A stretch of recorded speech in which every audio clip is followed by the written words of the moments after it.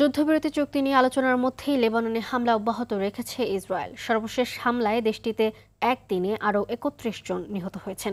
হিজবুল্লাহও পাল্টা আঘাত হানছে। লেবাননে অভিযানরত ইসরায়েলি সেনাদের হত্যার পাশাপাশি ইসরায়েলের গভীরে সামরিক ঘাঁটিতে অত্যাধুনিক মিসাইল দিয়ে হামলা চালাচ্ছে গোষ্ঠীটি।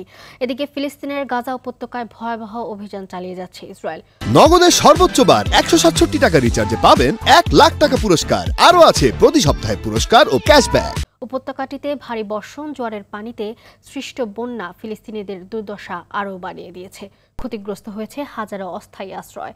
ইসরায়েলের সামরিক বাহিনী লেবাননের সীমান্তের কাছে সিরিয়ার কুশাইর শহরেও বোমা হামলা চালিয়েছে, উড়িয়ে দিয়েছে বেশ কয়েকটি সেতু।